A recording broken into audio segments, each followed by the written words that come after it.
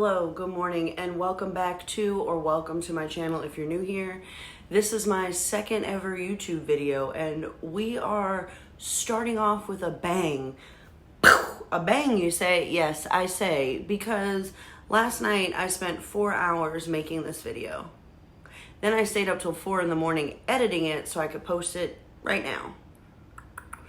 But you know what I'm doing instead? I'm refilming this video. Yes, that's correct. I lost all the footage. It is unsalvageable. So, round 2 of my October wrap up. And now, I'm fucking mad and it's everybody's problem. So let's get started. If you are new here, my name is Kaylee, and on this channel I like to talk about horror books because that's what I like to read, because I am uncultured and I just like to watch people get schmurdered. Okay? That's my thing. We have a lot of books to talk about though, so I'm gonna be running through these bad boys, especially the ones I didn't like very much. So strap in, get yourself a beverage, some kofif, some tea, some arsenic, whatever you're into. I don't judge. Sit back, relax, and let's talk about some books. And some quick statistics about my reading this month. I read 13 physical books, I read 9 ebooks, and I listened to 2 audiobooks. And out of those 24 books, I had 5 5-star reads, I had 7 4-star reads, 10 3-star reads, and 2 2-star reads. So we had a lot going on this month, and it was kind of a month of meh, but I did have some really amazing reads and added 3 new all-time favorites to my list. So it kind of balanced itself out. Let's start with the 2 books I DNF'd this month for very different reasons. The first one is The Butcher and the Wren by Elena Urquhart, and the second is For the Sake of by Judith Sonnet. Now, the problem I have with the first book is everything. One, it is not written very well, and I know this is her first book, so whatever. But the main issue I had with this book is that I am born and raised in New Orleans. I currently live in New Orleans, and the inconsistencies about New Orleans in this book were too much for me to bear. It kept taking me out of the story. It really ruined the atmosphere for me. I did not like it at all. If you're not from New Orleans, you probably won't notice these little things and you'll enjoy this very stereotypical write about the city. But as someone who lives here and loves the city, this was terrible. The second one is For the Sake of by Judith Sonnet. I actually really love Judith Sonnet. We follow each other on Instagram. She is so nice, and I actually have a ton of her books. This one, however, I think I just wasn't in the right headspace for it. She does write extreme graphic horror, splatterpunk horror. This is about a woman whose child was abducted by a group of people who run a red room on the dark web, meaning that they kidnap and torture people, and other people pay to watch it. So it's about her daughter being abducted and what would she do to save her daughter, and basically puts you in their shoes. Like, what would you do to save someone you love? And what they were making these people do was just very horrific and gross, and just at the time I wasn't mentally ready for it. But I am gonna pick this up later again this month because a lot of my friends said they really loved it, and I should give it another shot. So I'm going to, because I do, like I said, like her other books. So I probably will pick this up later in the month, but for October it just wasn't for me and I had to put it down. Let's talk about my 2-star books for the month. I have 2 2-star books, and that is Womb by Duncan Ralston and Night of the Mannequins by Stephen Graham Jones. I'm going to start with Night of the Mannequins because I think this book for me suffers because I went in with a different expectation. Judging by the back of the book and the title, I thought it was going to be a slasher about killer mannequins, and I was very excited to read about that very cheesy premise. I was on board. But that's not exactly what we get in here, and what we do get, to me, came so out of left field that I could not wrap my head around it. I was like, okay, they're friends, and now all of a sudden this is happening? It took me so much by surprise that it literally knocked me out of the story. When I look up reviews for this book, a lot of people seem to enjoy it. I think it's a me thing. So, like I said, I just thought it was going to be a bunch of mannequins killing people. Super excited about that, but that is not what this is. So just know that going in. My second 2-star book is Womb by Duncan Ralston. In this book, we are following a man who is staying the night at a hotel room where his mother previously died many years ago. He hires a sex worker for the night, and they end up telling each other fucked up stories. This book had a lot of potential for me, but ultimately it really misses the mark. I will say that I did enjoy how well this author wrote Shyla as a sex worker. For those of you who don't know, I am a sex worker and I work in the industry, and oftentimes when we are presented with a sex worker character, are written with a level of disrespect. I found that the way he wrote his sex worker characters in here, I sympathized with her, I enjoyed her, she felt very real to me, and I feel like he made her character with a lot of respect, and I really appreciated that. Where this book falls flat for me is, one, the fetishization of Shyla as a fat woman is very bothersome to me and kind of grates on me. And the most egregious part of this book is that this is a white author who uses the N-word, the hard ER, and it makes no sense. There's no reason for it to be in there, and it completely takes me out of the story. And I'm finding that in extreme horror, a lot of white male authors do this, and I don't get it. I think that using the N-word to be extreme is not extreme. It's just lazy writing, and I don't like it. It's just such lazy writing, dude. Like, bring the gore, bring the horror, make me scared. I want blood and guts and mutilations. The N-word? Hell no, to the no. It's fucking stupid. Anyway, now on to our 3-star reads, and we're gonna start with Tender as the Flesh. This book had so much potential for me because one thing to know about this book is it is extremely disturbing. It's probably one of the most disturbing books I've ever read, and I think the coldness in which the main character talks about the things that he's doing makes it even more chilling and depraved. The problem is that I wanted this book to expand so much more on the subject, and it just never does. It's very surface level, which just bothered me because there's so much to say in this book, and I know they're trying to say so much, but it falls flat. We're following a character named Marcos who works in a human slaughterhouse, and in this book it's a future dystopian universe where people can no longer eat animals. So there was some kind of disease among animals, and now animals cannot be used for food. So now they are slaughtering and harvesting human beings for food. First of all, this is never touched on, but they really don't get into the disease, okay? And there is a story point, like a storyline where they discuss like thinking maybe it's a government, like the government is lying to them. There was no disease. They're just trying to like cull the population, which I would have loved them to dive into, but that's all we ever hear about it. Just that one quick phrase about it being a government conspiracy. So we never touch on that again. It's obviously a very heavy-handed take on factory farming and the way we treat animals. And there's so much more that it could have talked about with that. It could have discussed racism. It could have discussed ecofascism. It could have discussed capitalism and speciesism. Like, there were so many things that it could have dived more into, but it just doesn't. We don't even find out like how they choose the people who are being harvested, who gets raised as a harvested person versus who just gets to live as a person. There's just so much going on that we just don't hear about anymore. And I wanted so much more from this book because yes, it is fucking disturbing, but what else, you know? And the ending is so fucking infuriating. It made me so fucking angry that it just ruined the reading experience for me. But it's meant to be a bleak and depressing book, and that's exactly what it is. So if you pick this book up, do not expect to have a good time. My next 3-star read is Hidden Pictures by Jason Rekulak. This book was a 5-star book for me until the 80% mark, and it goes completely off the fucking rails.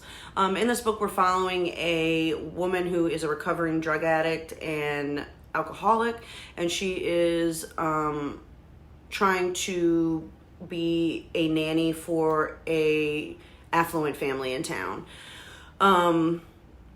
She starts babysitting for this young boy, and starts to realize some very strange things about him. He's drawing very strange pictures. He's losing time and blacking out, and just overall doing very creepy things.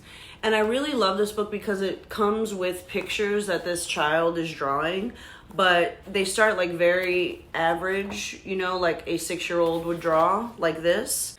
Then we see pictures that this child is obviously not drawing. So she's trying to figure out what is going on. Is he being possessed? Is he seeing something? Like, what is happening? And I was invested. This is such a gripping story, but it falls apart in the last act. And the ending is very polarizing. You're either going to love it or hate it. But I could not suspend my disbelief enough to believe this ending. It frustrated me on so many levels. And if you've read the book, you know why it would be frustrating to me. I didn't believe it, and it just came out of nowhere. And I was like, this woman has been this child's nanny and hasn't noticed this? I don't know. It just aggravated me. The other thing is, there's some weird political conversations and very racist conversations that happen in this book that felt super out of place.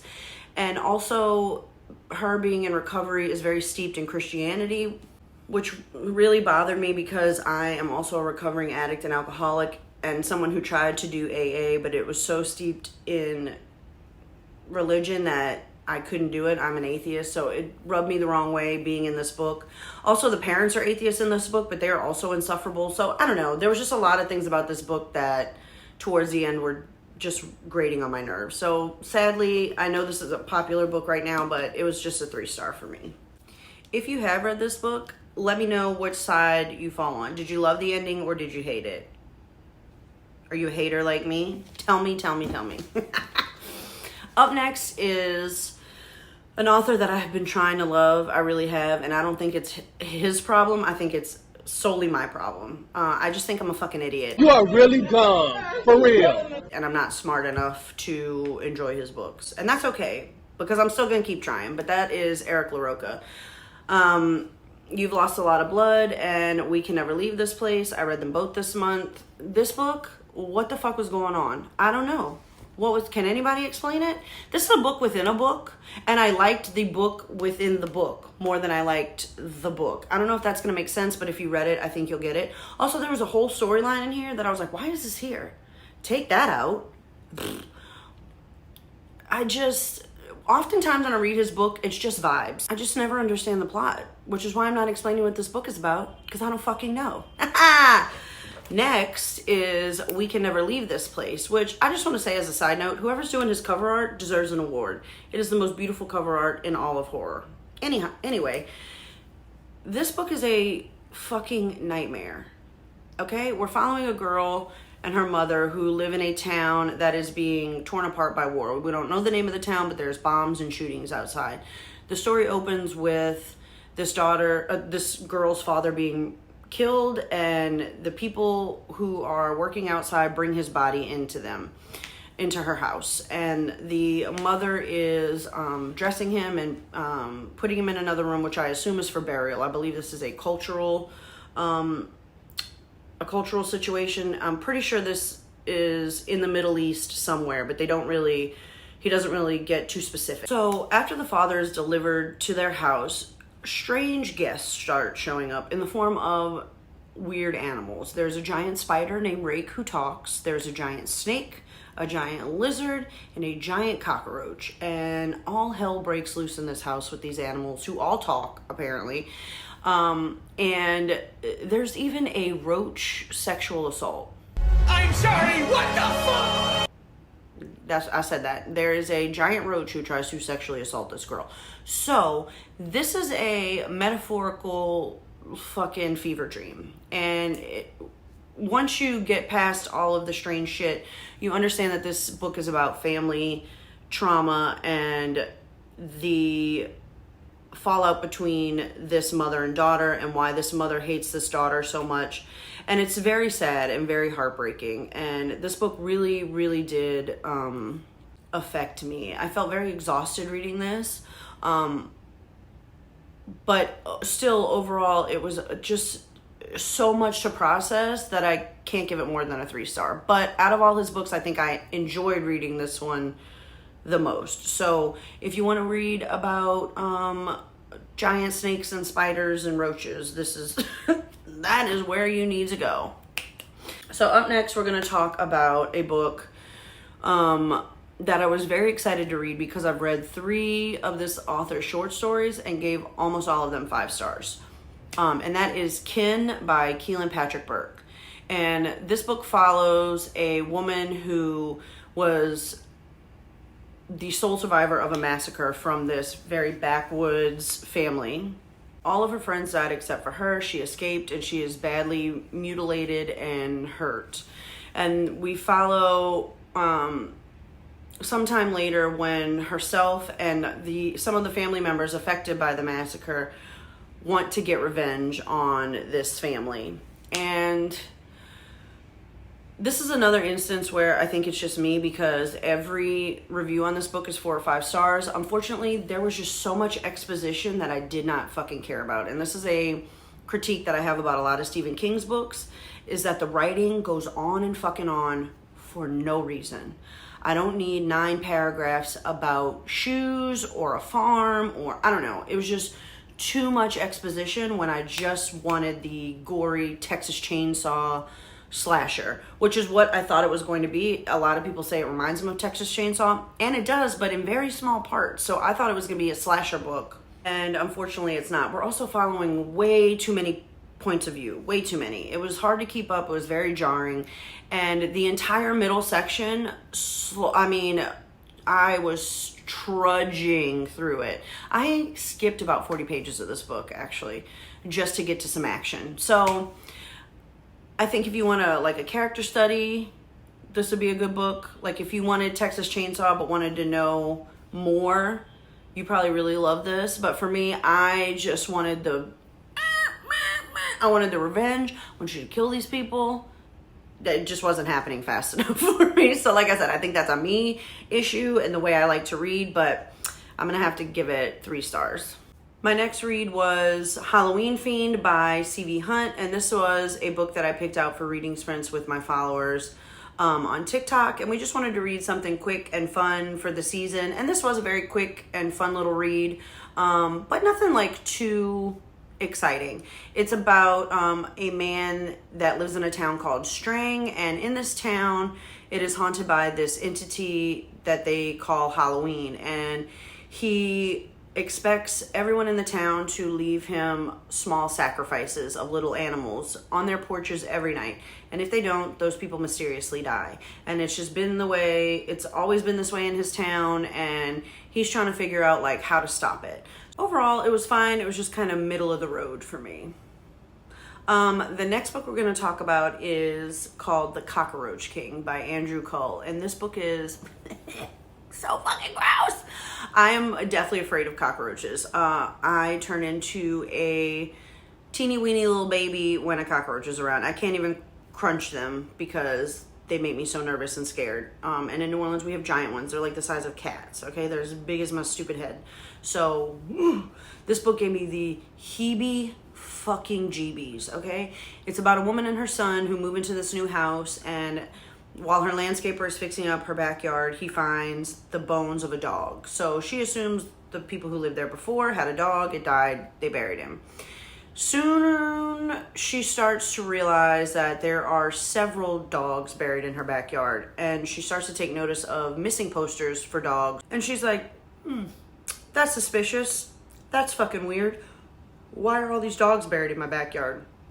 Soon we find out there is a mysterious entity that lives under her home, and very soon after that she starts to get infested with cockroaches. I'm talking hundreds of cockroaches covering her walls, the ceiling, her baby. It is, it's giving me goosebumps just talking about it. It's just absolutely, look at that, absolutely disgusting. The way he writes about this infestation makes them feel like they are all over you, in your hair. I had to shower afterwards. It's giving me goosebumps just thinking about it. So if you just want a really gross, creepy creature feature, I highly recommend this one. I'm giving it 3 stars because I hate fucking cockroaches. But it did what it was supposed to do. It's super disturbing, very eerie, and it's a creature feature that we don't get often, and I really liked the creativity of this creature. The next one is, I don't want y'all to be mad at me in the comments, okay? And I'm gonna preface this by saying that I did not read this book when I was a child, so I don't have the nostalgia attached to it. But it is Scary Stories to Tell in the Dark. I did read it. I liked it. I thought it was fine. I love the illustrations, but it didn't really give me what I thought it was going to give me. And granted, I know it's for kids. That's not even the issue. Like I said, it was fine. It's just, I think because I didn't have the nostalgia attached to it, that I didn't enjoy it as much as I thought I would. And that's on me also. I think I went in with a different expectation. But overall, it was fine. I wouldn't read it again, but I'm happy that I did read it. The next 3-star book that we're going to talk about is one that was recommended from my Kindle Unlimited. And let me just say that Kindle Unlimited gives me the best suggestions. I have so many novellas that I am ready to dive into because of Kindle Unlimited. Chef's kiss. But this one is called A Sincere Warning About the Entity That Lives in Your Home. And this one is about an unnamed narrator who is writing a letter to the person who currently lives in his old home. And he is trying to warn them about the dangerous entity that lives there and how it affected him when he lived there and how he believes it may be affecting this family now. And this book was just very unsettling because the narrator feels like he's talking directly to you. So you're sitting in your house like, what the fuck is going on? And that for me was very creepy, and that buildup was very unsettling. Where this book just kind of lacks a little for me is I didn't really like the entity, which is a shame because the entity is one of my favorite tropes. But I'll let you read it if you want to, but it just fell very short for me. I wanted a little more backstory to the entity. In this case, I didn't want it to be as ambiguous as it was. And overall, it just, once I found out about it, I was just like, So it was an interesting read. It did creep me out in the beginning, but it just kind of became lackluster towards the end. So 3 stars. And the final 3-star book we're going to talk about is a book called The Visitor by Sergio Gomez. First of all, I just love this cover art so much.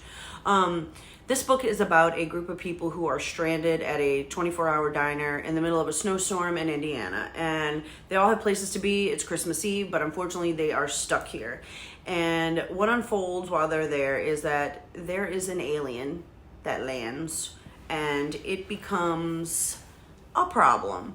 And this book was very fast-paced.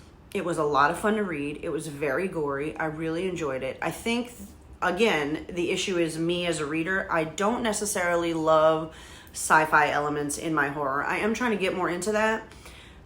This one wasn't it for me, though. I don't know what it was about the alien that I didn't like, but I think it just has in general to do with the fact that I don't really love sci-fi. But I did love how fast-paced this was. It very much reminded me of the book No Exit by Taylor Adams, which is one of my favorite thrillers. It has that snowed-in isolation with a group of people. It has a threat like that. It's just that this threat is a sci-fi threat and not a real-life threat. So I think if you enjoy sci-fi horror, this book will probably be right up your alley. And he has a few other books that I want to pick up and I'm very interested in. I really liked his writing. So even though this wasn't my favorite, I did enjoy it. And I think if you like sci-fi horror, this will be a great one for you. Now we're getting to the good stuff. As you can tell, I had 10 3-star reads. So I had a lot of meh this month. So these books made me so happy. I was very excited to start having some uptick in my reading and finding more things that suited me. So the first one that I want to talk about, which was the first one I read this month, is Suburban Hill by Maureen Kilmer. And this book is just great. If you want a horror that has a lot of comedy to it, or if you're new to horror books, I think this is a great read for you. A lot of people compare it to Southern Book Club's Guide to Slaying Vampires by Grady Hendrix, and I agree with that comparison, except that I find Grady Hendrix to be a little more horrifying and a little more graphic. This one does have horror elements and violence, but it is not as graphic as in Grady Hendrix. So I do think if you're a beginner to horror, this will be something that you really enjoy, and it's a lot of fun. We're following a group of friends who are all suburban moms, and they decide that they want to have a she shed where they can have their ladies' nights and not be bothered by their families. And the woman who is going to have the she shed in her backyard breaks ground and it awakens something that has been dormant for a while. So we are following the friends as they try to save their friend from this possession that she is obviously under. And we spend a lot of the book trying to figure out, are they crazy? Is she really possessed? What's going on? And it's just a lot of fun to read about, and there are some genuinely creepy, unsettling moments, but like I said, it's not overly gory or overdone to the point where it's very scary. I don't think this is a very scary read, but it is a good creepy comedy. I will say though that the dog does get hurt. He does not die, but he does get hurt, so just keep that in mind. My next 4-star read is something that I have a lot of nostalgia attached to, which added to the reading experience for me, but that is One Day in Horrorland by R.L. Stine. It is one of the original Goosebumps books, and in this book we're following the Morris family who take a detour to a monster theme park where they get a lot more than they bargained for. And this book was so much fun to reread again, and to me it still stands up. And in fact, the TV subplot in this book, I don't want to give away if you don't remember it, but I think that was so ahead of its time. And reading about it again was so much fun. So I really enjoyed this book. It held up for me, and I can't wait to read more. I eventually want to go through all of them and read them again and rank them. I know How to Train Your Gavin has done that, so that is something I want to do. Up next is The Clown Hunt by Judith Sonnet. And Judith Sonnet is the author of the book I DNF'd earlier in the month. But with this book, I got everything I needed, and I had so much fun reading this book. In this book, we are following a character named Willow, and Willow has become a sex worker. And one of the gigs that he has to perform is dressing up like a clown for a bachelor party. On his way to this bachelor party, they are run off the road, and he and his friends are blindfolded and thrown into the middle of the woods and told they have to fight for their lives. This book is very fast-paced. It is very funny, and it is also very graphic. I really like that we are getting a final boy instead of a final girl in this story, and I really loved how deeply you feel for this main character and how you want him to be safe. To me, this was just such an original concept and a flip on the trope of killer clowns. Instead of killer clowns, we have vigilantes who are trying to kill clowns. And I just was invested the whole way through. I will say that this is an extreme horror. This is what they would consider splatterpunk, and this is not for people who are new to horror. This is not for a lot of people, so don't take this as a wide recommendation. There is a ton of graphic violence in here, and no one is safe. And when I say no one is safe, I mean everybody can get it, and almost everybody does. Even a baby gets it, so keep that in mind. But that being said, I fucking love this book. It very much reminded me of the movie Terrifier, same kind of vibes. If you are a fan of the Terrifier film, you will probably really, really love this book, and it is a very quick read. So if you are looking for something disgusting, I highly recommend The Clown Hunt by Judith Sonnet. The next book we're going to talk about is Come Closer by Sarah Gran, and this book follows a woman who thinks she has become possessed, and we are following her day-to-day life as her attitude and her actions slowly start to change, and you're trying to figure out, is she possessed or is she just living her best life, you know? And I really like that it's kind of ambiguous throughout the book, and I highly recommend the audiobook because the woman who narrates it does a very, very good job. This is also a very quick read, only a 3-hour audiobook, so I do, again, highly recommend that. It was just a possession story that took a little bit of a different turn and wasn't as graphic and violent, and it was just kind of a woman just changing and kind of giving in to her intrusive thoughts, which was very different for me. So I really did enjoy this one. Like I said, a quick possession story, had a lot of fun reading it. Up next is another short story from Keelan Patrick Burke, and this one is called The House on Abigail Lane. And in this book, we are presented with documentary style notes about a house that has seemingly caused the disappearance of several people over the years. And we are reading about their very strange disappearances and how the community has reacted to these disappearances. We're also getting, there's a lot of mixed media in here, which I really like. We're getting news reports, we're getting podcast stories, we're getting this book And we learn different things about the people who have gone missing and how people have reacted to each of these instances. We also learn that each of the people that have gone missing have reported things that they saw before they went missing, and it's all different. It seems that this house is affecting different people in different ways, and a lot of the things that they see are just very scary and disturbing, and then a lot of things just seem like these people were very calm when they went missing. There's a lot of layers to it, and this one does not have a lot of gore and violence, but it really affects you because it feels so real. It's presented in a way that feels like this could be a true story. So if you want to read a true crime-esque haunted house story, this is definitely it. This is one of my favorite haunted house stories. I find that haunted house stories are a trope that aren't really done that well too often, and I think that this one is done very, very well. It's also a very quick read, so I highly, highly recommend this one. Next we have Princess by Jeff Minapace, or Minapace, I'm not sure how you say his last name, but this author is responsible for one of my favorite creepy kid trope books, and that is Dark Halls, which I don't think anybody has ever read, because every time I bring it up, everybody's like, what?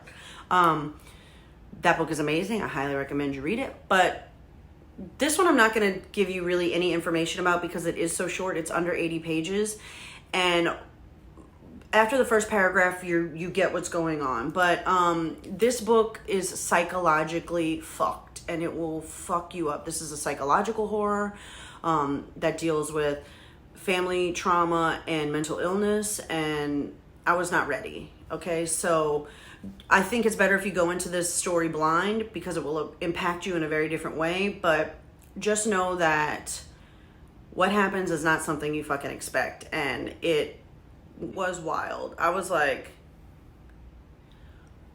what the fuck am I reading? So if you want a quick psychologically fuck you up read, this is the one for you.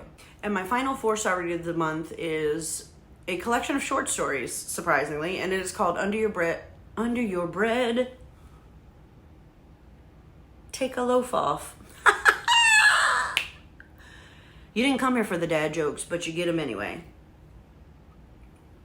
Anyway, it's a collection of short stories called Under Your Bed by Blair Daniels. And it's very rare that I enjoy the majority of short stories in a short story collection, but I think Blair Daniels does it very well. They're all very different stories. They do not connect anthology-wise, but they are quick, fun, and disturbing reads. There's not a lot of violence or gore, so I think this is also a book that would be good for beginners to the genre who want to read something that will creep them out but not necessarily scare them. I just had a lot of fun reading these stories, and they did, I turned the lights on when I was reading them because I was like, there's a lot of psychological horror elements in this book, so I just think as a short story collection, this one was exactly what I wanted, exactly what I needed for this time of year, and even outside of this time of year. If it's just you want to read something scary, this is it. Holy shit, we made it to the 5-star books. I know, that was a lot to get through. I'm so sorry. Thank you for sticking around. Out of these 5 books, 3 of them are some of my all-time favorites now. So not only did I read 5-star reads, but I found 3 new favorites of all time. Crazy. The first one we're going to start with is Gone to See the Riverman by Christopher Triana. I want to dedicate an entire video to this book because there are so many layers that I want to talk about and go into spoilers about it. But this book is about a woman named Lori who is obsessed with serial killers. And she is trying to have a romantic relationship with a serial killer named Edmund Cox. And Edmund tells her that in order for them to be together, she has to go on a quest for him. This quest requires her to go to his old cabin, find a chest, get a key out of the chest, and take that key to the Riverman. And Lori's like, I don't fucking get it. And as a reader, you're like, I don't fucking get it either. We don't get it together. So we are following Lori as she takes her handicapped sister Abby with her on this journey to find the Riverman. This book deals in a lot of family trauma. It deals in a lot of mental illness. It deals with a lot of bleak and depressing issues. And there's also a very real and terrifying supernatural element to this book. It was not a fun read. I did not enjoy it, but I think about this book all the time. So I highly suggest this book if you want to be deeply disturbed. But I will say that you read trigger warnings on this. Please don't go into reading this book blind, and please understand that this deals in very disturbing and depraved subject matter. But it is one of my new all-time favorite books. Next all-time favorite and 5-star read of mine is a book called Penpal by Dathan Arabak. Oh, man. In this book, we are following a man who is unnamed, but he is trying to piece together parts of his childhood that he doesn't quite remember. From the ages of 5 to like 15, he's talking to his mom and he's just trying to figure out like what happened to his best friend, why can't he remember these certain things, and like what was the strange thing that was happening to him in kindergarten. So it's broken up into 6 chapters, and each chapter deals with a subject that explains a little more about the backstory. And the first 2 chapters seem very innocuous. You're like, what is this? It's not quite coming together. But by the time you get to the 3rd chapter, it smacks you right in the fucking face. And you as a reader know it's coming, but you feel so helpless because the author doesn't know what's coming. And as it unravels, this is just one of the saddest books I've ever read. I cried at the end of this book. It just made me so fucking sad. And this is one of those instances where people are the real monsters, not the supernatural, not the make-believe, boogeymen bump in the night. Real people are horrible people, and they do horrible things. This book also, I believe, started as a Reddit thread on the No Sleep Reddit, and it was crowdfunded to become a book, so I love that. This is one of my favorite reads of all time, and one that scared the shit out of me and deeply affected me.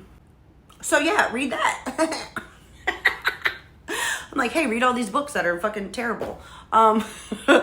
My next book is not going to be any better, but it deals in my favorite trope, creepy kids, and this one is Seed by Anya Alborn. This book is one of my favorite possession stories, but it is gruesome and violent, and it deals with generational family trauma. And we are following this man named Jack and his wife and his 2 daughters. When Jack was younger, he was affected by an entity and he ran away and has not seen his parents or been back to his hometown since. He now lives in Louisiana with his wife and kids. And one night they are driving down the road and they get into a horrific car crash. They all walk away from the car crash, but Jack can't shake the feeling that he saw the entity from his childhood in the road. So we are following this family as Jack tries to figure out if this entity is back or if it's just all in his head. It's just, you are screaming at Jack the whole book. You want him to help his wife, you want him to help his family, and they're all just helpless to stop what's coming. A lot of people don't like the ending of this book, but I thought the ending was incredible and so fucked up. If you like possession stories and you like creepy children, this is a book for you. I will say, however, spoiler, the dog does die a very horrific death. So when that chapter comes, which you will know, I say skip the chapter. The dog dies, doesn't affect the story. To not know how, skip on over that chapter. But this is one of my all-time favorites in general. I've loved this book for a very long time, but the creepy kid trope, through the roof. Absolutely love this book. We're getting closer. My second to last book of the month. This is another book by Keelan Patrick Burke, and this short story is called Sour Candy. I just want to say that this book is not going to affect everyone the way it affected me, but this book affected me deeply because of how afraid I am to be a parent. I am child-free by choice. I never want to be a mother, and the thought of being a parent terrifies me to my core, okay? And this book is about a man who has a weird encounter with a mom and a son in a Walmart, and this child is thrust upon him. And that's really all I'm going to say because it's a very short story. But this book asks you to think about what you would do if you woke up one day and there was a child in your house that wasn't yours. You knew it wasn't yours. He knows he's not yours, but No one else seems to know that. You have false memories with this child. You have photos of this child. Your family knows this child. Horrifying. It is so horrifying. And it's great commentary on both people without children and people with children, and how we view parents with children when they're having like meltdowns, and how we don't offer them help and support as single parents. There's really great commentary on that. There's really great commentary on the fear of having children. This book just all around was terrifying on so many levels, and I think about it every day. This book affects me so much that anytime I'm in a Walmart now, if there's a child in the aisle, I move to the next aisle. I'm not fucking around. I have not stood next to a child since I've read this fucking book, because I'm like, absolutely the fuck not, devil child. No. So it affected me deeply, deeply. To this day, I do not stand in an aisle with children now. Let me tell you guys something. I did not think that I would be sitting on this couch telling you that my favorite book, not only of the month, but maybe of all time, is a book about a man who works in a gas station. But here we are. My favorite book of the month, and one of my favorite books of all time, if not the favorite, is Tales from the Gas Station, Volume 1 by Jack Townsend. The reading experience I had with this book was unlike anything else. I had so much fun reading this book. It was such a breakup from all the very scary and depressing, depraved books I was reading. It gave me some much needed levity. It is just the right amount of weird and the right amount of scary, and it is fucking hilarious. It is narrated by Mr. Creepypasta, who is incredible with these voices, and I highly suggest that instead of reading this book, you listen to the audiobook. The audiobook is so funny. But we are following a man named Jack who works in a gas station in the middle of nowhere at the edge of town, and weird shit happens in this gas station. And the locals of this town have just kind of decided to live with the weirdness. And Jack lives with the weirdness, but everyone else is deeply affected by the weird shit going on. I'm talking killer lawn gnomes. I'm talking a politician who seemingly never dies. I'm talking zombies and perhaps a dark entity that lives under the gas station. It is just layers and layers of fucking weird, okay? And if you like the podcast Welcome to Night Vale, or things like The Hitchhiker's Guide to the Galaxy or Tucker and Dale versus Evil, this is going to be the book for you. It is by no means terrifying, but it is weird, and these situations are fucking hilarious. I have never laughed more listening to it. This book was just fucking fun. That's it. It was just so much fucking fun. And if you just want to have a fun book that makes you laugh your ass off, this is it. And that is it, my friends. We have made it to the end. Somehow, we did it. Hopefully I don't lose this footage and this video goes up in a little while. I'm kind of glad that I had to refilm it because I had a lot more fun filming this one. And I hope you enjoy watching it as much as I enjoyed making it. Please, if you liked this video, consider subscribing. I would love to have you here. If you have followed me from my other socials, I appreciate you so much, and I hope that you enjoy this content. And please stay tuned because I'll be doing my November TBR this week, and I'll also be doing a reading vlog this week. So there's a lot of stuff coming this week for you, and I'm going to keep putting out content as best I can. I appreciate you all being here, and I hope you have a lovely, lovely day.